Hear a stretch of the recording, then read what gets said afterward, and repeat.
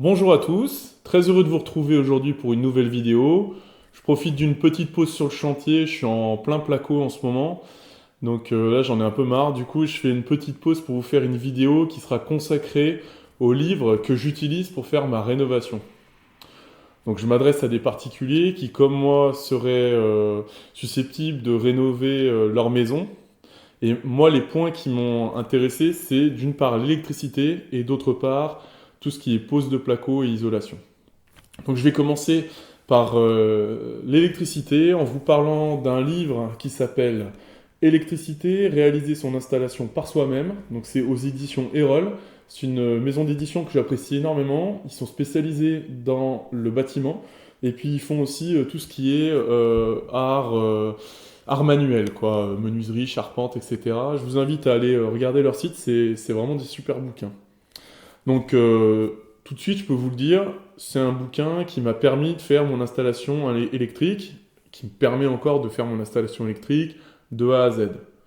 C'est un bouquin qui est assez complet, qui est abordable par celui qui n'y connaît pas grand-chose en électricité, et il est abordable directement, ça se lit assez facilement.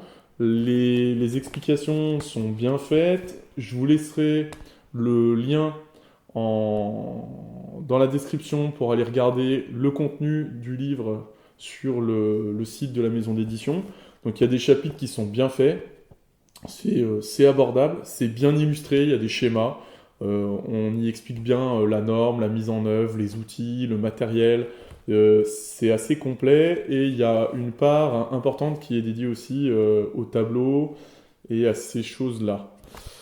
Ce qu'on pourrait lui reprocher, bah, c'est comme tous les bouquins, ça reste assez théorique. Donc la mise en œuvre, clairement, elle est un peu traitée, mais enfin rien ne remplace l'expérience pratique. Et la mise en œuvre, on l'apprend plutôt au fur et à mesure, et puis en faisant des bêtises et en recommençant. Et puis peut-être aussi en se faisant conseiller, en regardant sur le net. Il y a aussi quelques vidéos sur l'électricité. Donc ça, c'est le petit point négatif. Et puis un autre petit point négatif, ce serait le chapitre qui est sur la communication, c'est-à-dire le tableau de communication, les prises RJ45, tout ce qui est vraiment bien présent maintenant dans la norme électrique. C'est très peu traité, moi je trouve. Il y a une dizaine de pages et franchement, c'est pas suffisant. Je vous mettrai aussi dans la description un lien vers un blog qui m'a beaucoup aidé pour faire tout ce qui est communication, choisir ses câbles, choisir ses prises, choisir son coffret, la façon de câbler. Je vous mettrai ça, c'est un blog vraiment super qui est tenu par un gars vraiment très intéressant. Et moi, c'est ce qui m'a permis de réaliser mes travaux autour de la communication. Alors ce bouquin-là, je l'ai complété par un livre de la même maison d'édition, par les mêmes auteurs, c'est Galosio et Fédulo, et c'est installer un tableau électrique. Donc bah, comme son nom l'indique, c'est pour aller un petit peu plus loin, pour bien penser son tableau en amont, en tenant bien compte de la norme, et puis surtout comment dire, pour l'adapter à ses propres besoins, et puis aussi à penser à l'avenir, quoi, à prévoir les choses un peu en avance pour pas que le tableau soit obsolète trop rapidement. Alors, le livre que je vous ai présenté, c'est un livre qui vaut une vingtaine d'euros. Celui-là, c'est un livre qui vaut une douzaine d'euros. C'est une série qui s'appelle Les Cahiers de bricolage de chez Erol et qui fait des petits cahiers d'une centaine de pages, très bien expliqués, très clairs, et on y apprend beaucoup de choses dans un petit volume. Donc ça, c'est intéressant. Il n'y a pas vraiment de reproches à lui faire. Voilà. J'avais encore pas mal de questions, notamment au niveau de tout ce qui est communication, au niveau de la mise en œuvre aussi, et au niveau des normes sur certains domaines particuliers. Et j'ai un ami qui m'a conseillé l'officiel de l'électricité, installation électrique, bâtiment d'habitation neuf, et puis ça marche aussi pour la rénovation. C'est produit par l'association Promotelec. Alors là, c'est clairement un bouquin de professionnels, fait par des professionnels, pour des professionnels. Là, c'est clairement plus ardu à lire. Moi, il y a des passages que j'ai dû relire plusieurs fois et je suis pas sûr d'avoir tout compris. Mais par contre, ça traite vraiment les choses en profondeur. Si vous vous posez encore des questions, pourquoi pas acheter ce bouquin? Alors, il a les défauts de ses qualités, je dirais. C'est un livre très pointu et il ne se lit pas facilement. Il faut quand même certaines bases en électricité. Je pense que moi, personnellement, j'en tirerai vraiment pas tout le bénéfice parce qu'il faut quand même. Ça s'adresse à des électriciens, hein, donc voilà, il faut quand même bien connaître le sujet. Alors, c'est un bouquin qui a un prix aussi un peu différent. On est sur 47,50 €. Donc, c'est un investissement quand même. Et puis, je voulais attirer votre attention sur le fait que ces bouquins de bricolage en général dans le bâtiment, et notamment particulièrement ceux sur l'électricité, ils se démodent très rapidement, ils sont obsolètes très rapidement, puisque les normes électriques passent tous les 10 ans, tous les 5 ans, plutôt tous les 10 ans me semble-t-il, mais je ne suis pas un professionnel, hein, donc voilà. Mais en tout cas, c'est des bouquins qui sont obsolètes. Moi personnellement, j'avais déjà un bouquin électricité réaliser son installation par soi-même, que j'avais utilisé pour la rénovation de mon atelier bois, et j'avais la deuxième édition, j'étais obligé de racheter la troisième édition pour avoir les dernières normes. Donc ça, j'attire votre attention là-dessus, il faut bien faire votre installation avec les dernières normes, ce serait dommage de faire le boulot pour pas grand-chose.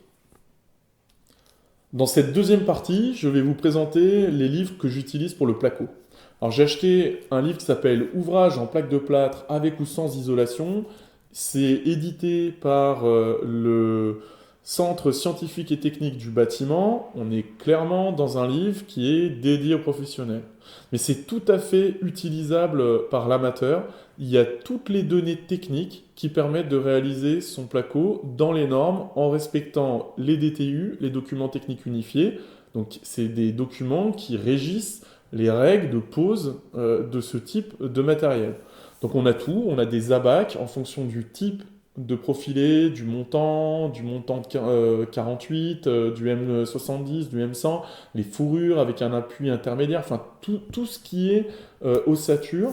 On a tous les abacs en fonction des portées, des hauteurs sous plafond et du type d'utilisation qu'on fait des profilés. Il y a un chapitre sur les plafonds, il y a un chapitre sur tout ce qui est mansardé, un autre sur tout ce qui est doublage et un autre sur création de cloisons intérieures. On y traite aussi un petit peu de l'isolation.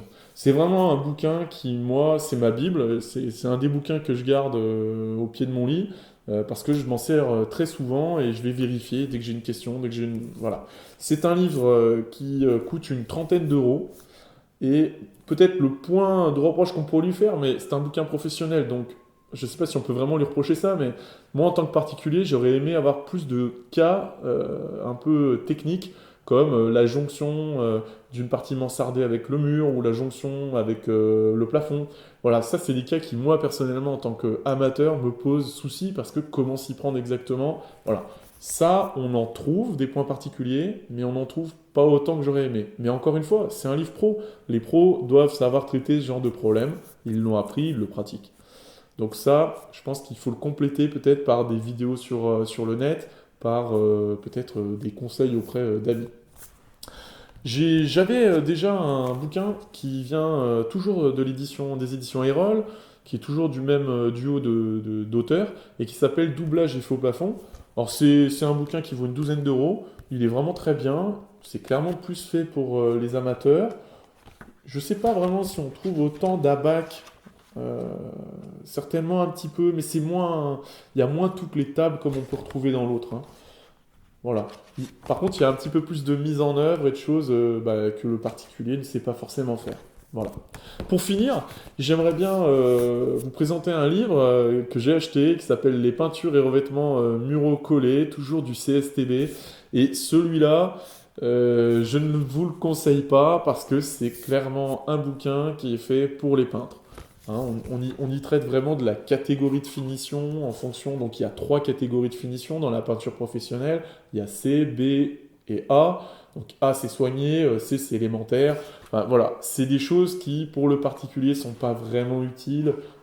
Comment on doit remettre ses travaux euh, à, au maître de chantier, au responsable de chantier. Enfin, c'est un livre pour les peintres professionnels et je pense que pour les amateurs, il n'y a pas vraiment de sens à l'acheter. Pour conclure cette vidéo, si je ne devais garder que deux livres, ce serait Électricité, réaliser son installation par soi-même et Ouvrage en plaque de plâtre avec ou sans isolation. Avec ces deux livres, j'ai quasiment tout ce dont j'ai besoin comme connaissances théoriques pour rénover ma maison dans de bonnes conditions. Si cette vidéo vous a plu, n'hésitez pas à laisser un pouce bleu, ça fait toujours plaisir. Abonnez-vous. N'hésitez pas non plus à aller regarder la playlist sur la rénovation de ma salle de bain et celle sur la rénovation de mon salon dans lequel je filme aujourd'hui. Merci beaucoup d'avoir regardé cette vidéo et puis j'espère vous retrouver bientôt.